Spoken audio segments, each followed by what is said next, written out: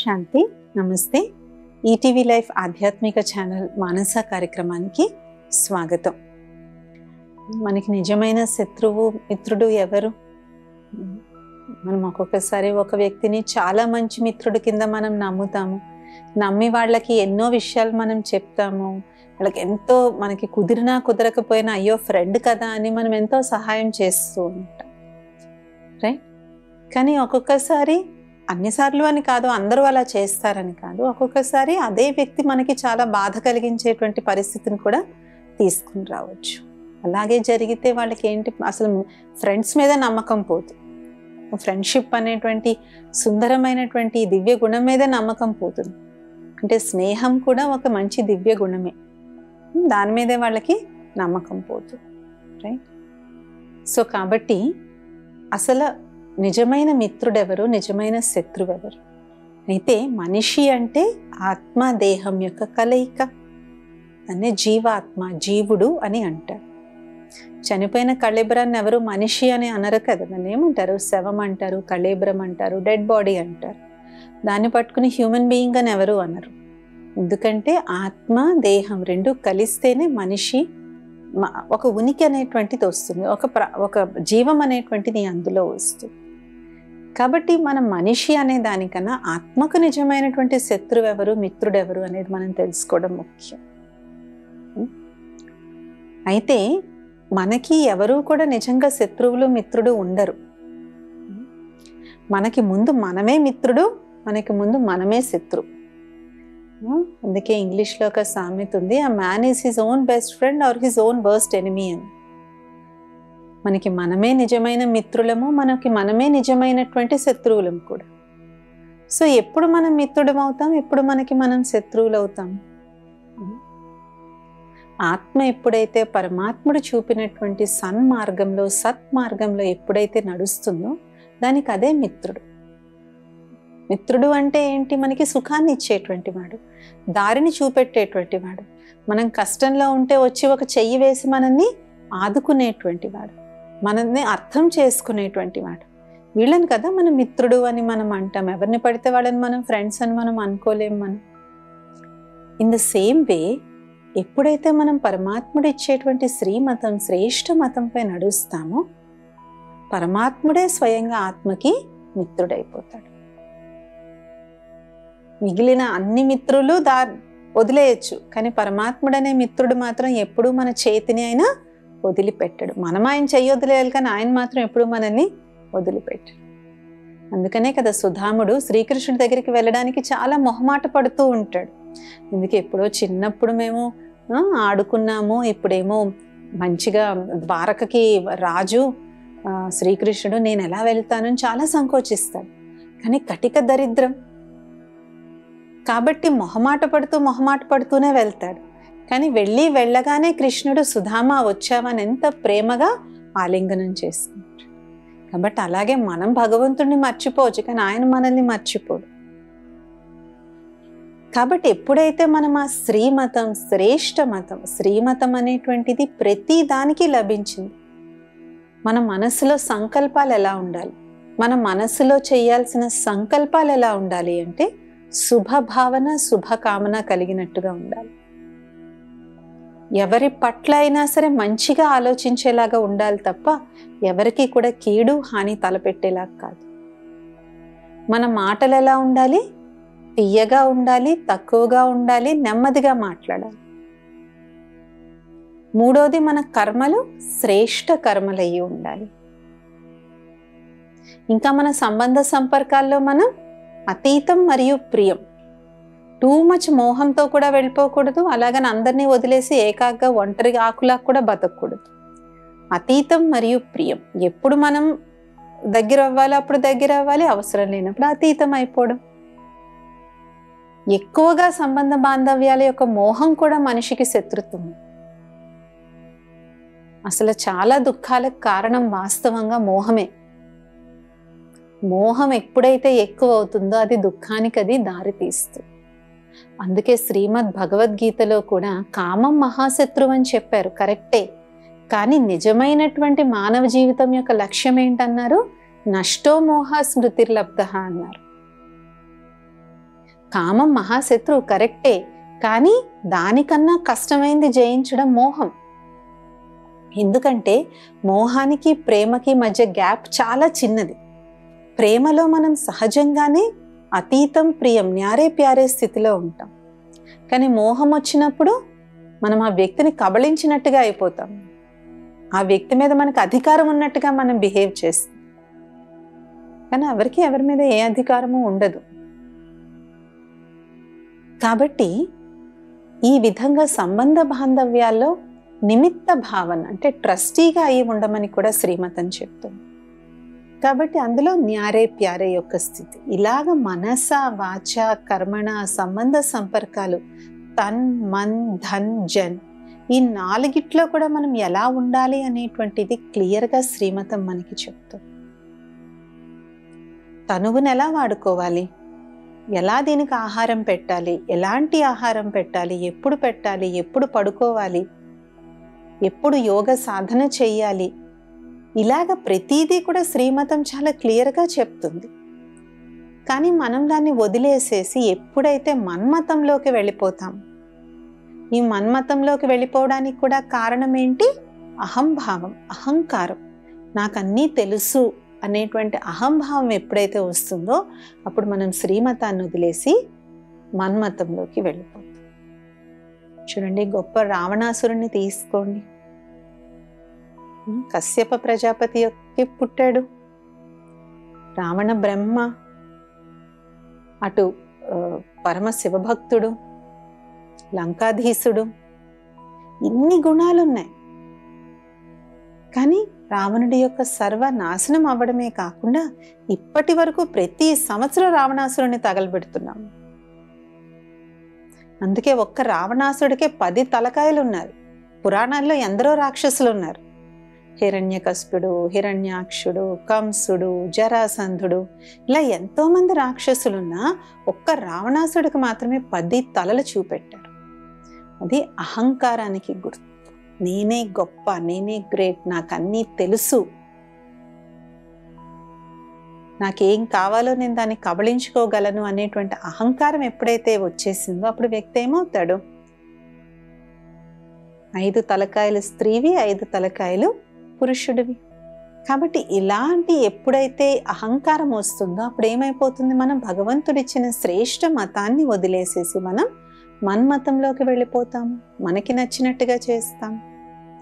ఇంకొంతమంది పరమతంలోకి వెళ్ళిపోతారు, ఇతరుల ప్రభావంలోకి ఎక్కువగా వచ్చేస్తారు.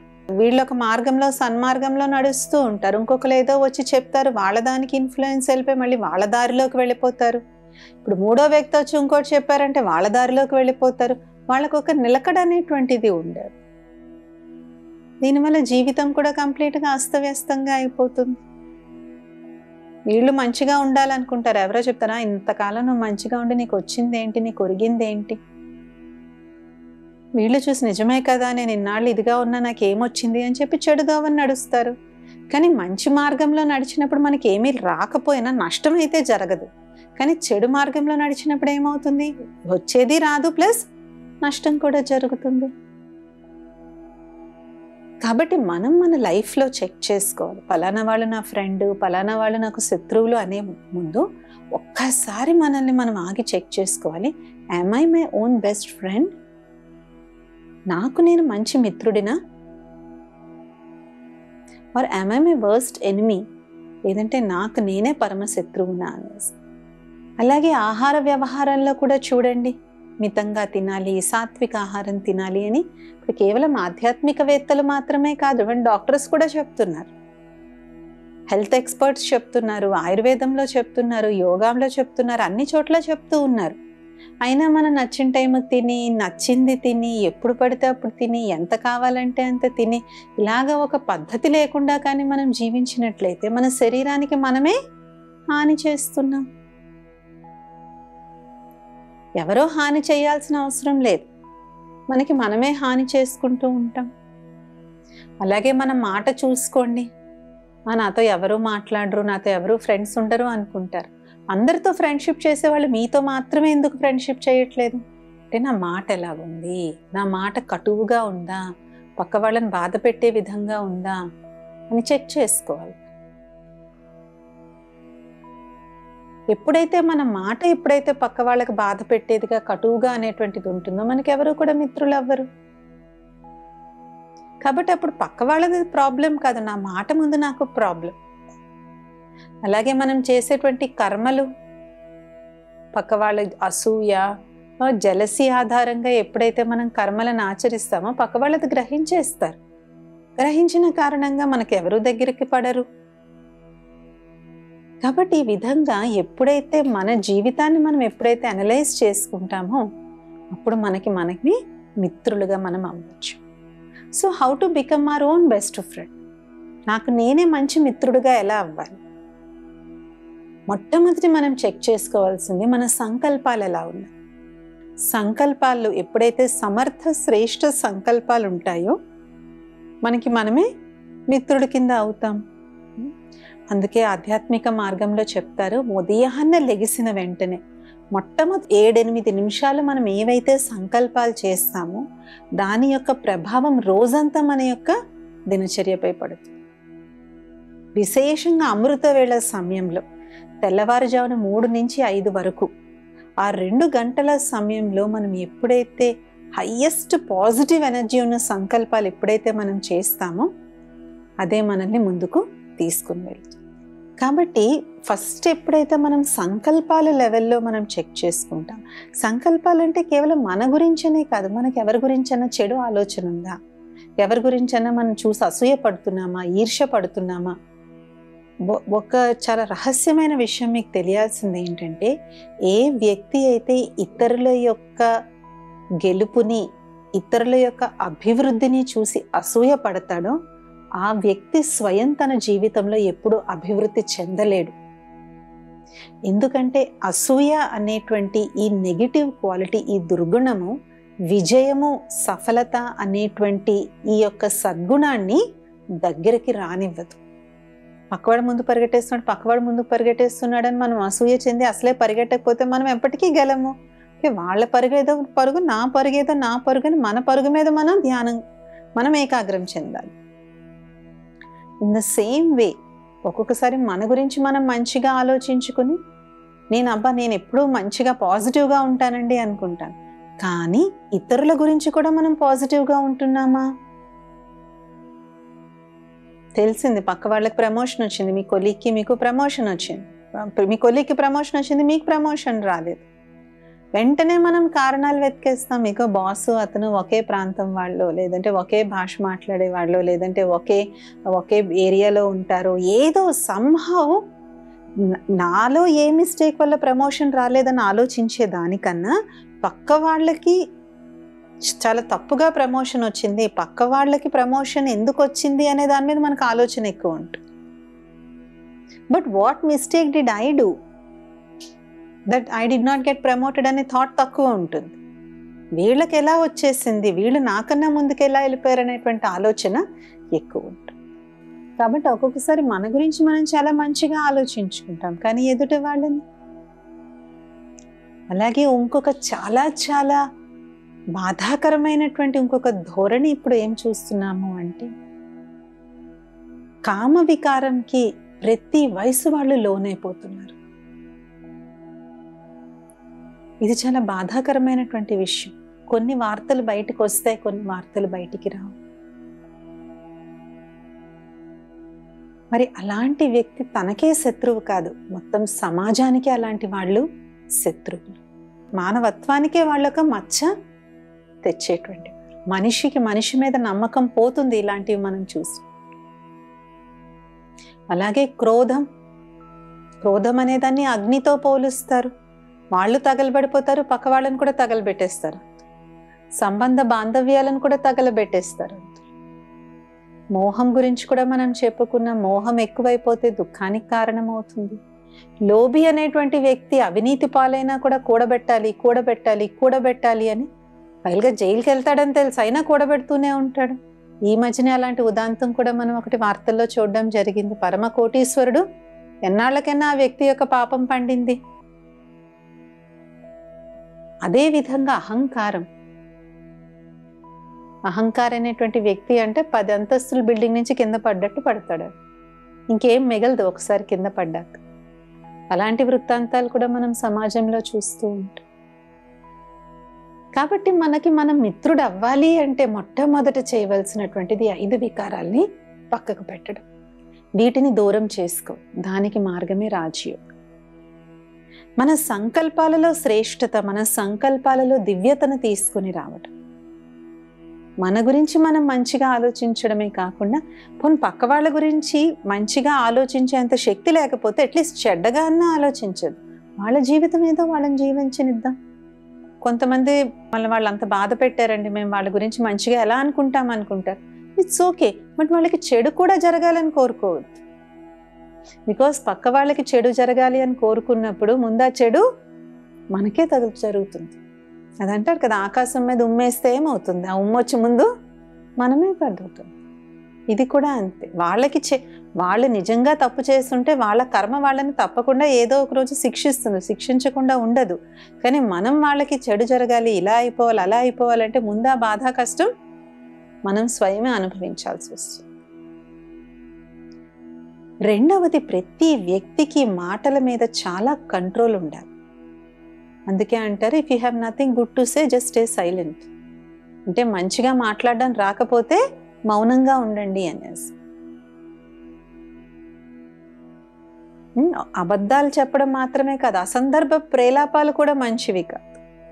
సందర్భోచితంగా కొంతమంది మాట్లాడరు. ఎక్కడ ఎవరెదురుగుండా ఏం మాట్లాడాలో తెలియక కూడా ప్రాబ్లమ్స్ వస్తాయి. ఒక్కోసారి అంటూ ఉంటారు కదా, ఏం అనుకోకండి, వాళ్ళకి ఏం మాట్లాడాలో తెలియక ఏదో అనేసారు, ఏమనుకోకుండా ఇంట్లో వాళ్ళు వెళ్ళి క్షమాపణ అడగాల్సి వస్తుంది.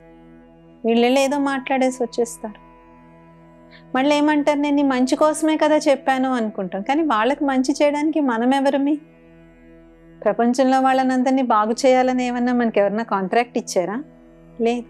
అందుకే ఆధ్యాత్మికవేత్త అనేటువంటి వ్యక్తి మిత భాషిగా ఉండడం కూడా చాలా ఇంపార్టెంట్. ఎక్కడ ఎప్పుడు ఎంత మాట్లాడాలో, ఎలా మాట్లాడాలో, ఏం మాట్లాడాలో తెలుసుకుని మాట్లాడడం కూడా చాలా ముఖ్యం. ఈ ఒక్క చిన్నది చేసినా కూడా మనకున్న ఎన్నో ప్రాబ్లమ్స్ మనకి తీరిపోతాయి.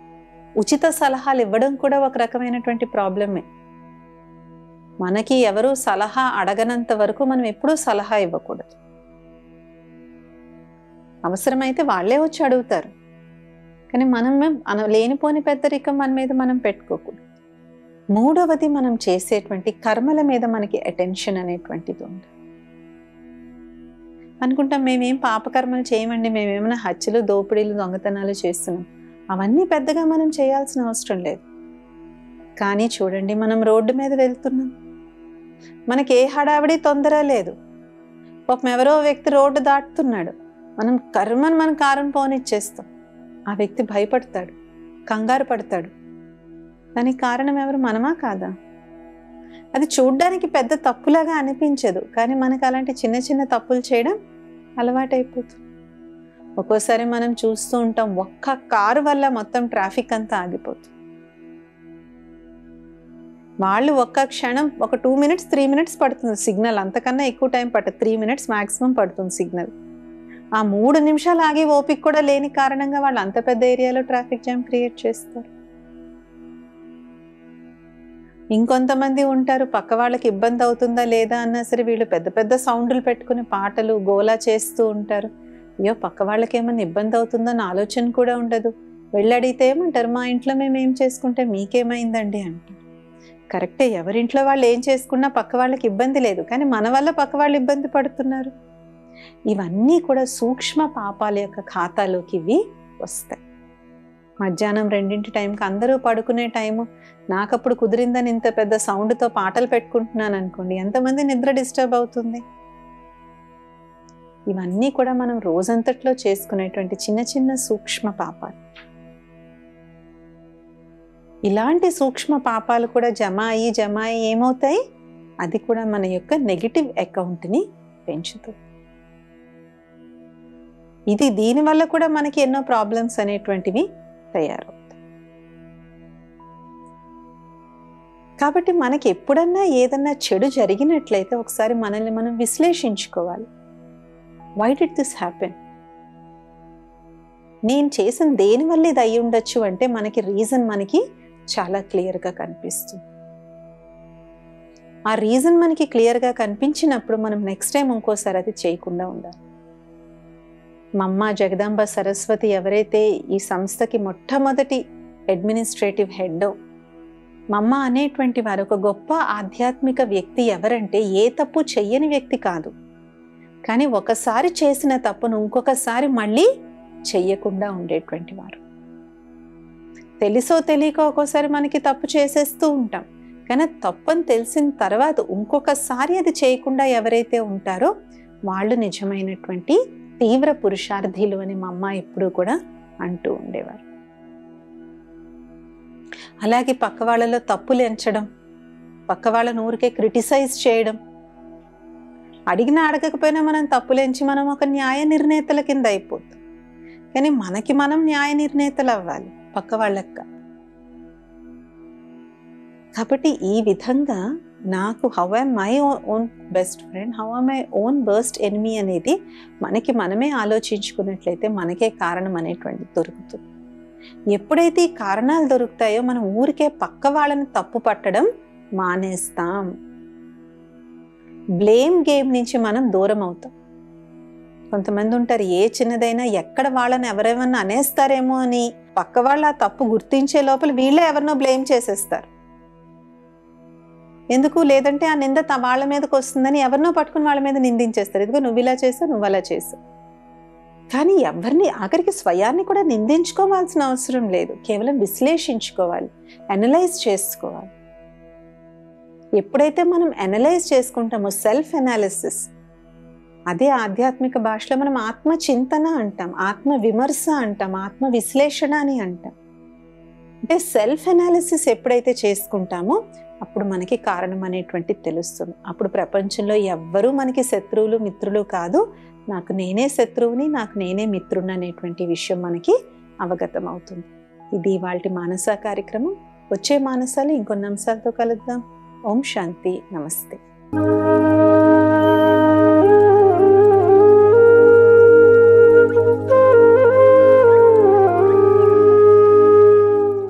ఈ కార్యక్రమాన్ని తిరిగి చూడాలనుకుంటే www.youtube.com/ETV Life Spiritual లో చూడవచ్చు.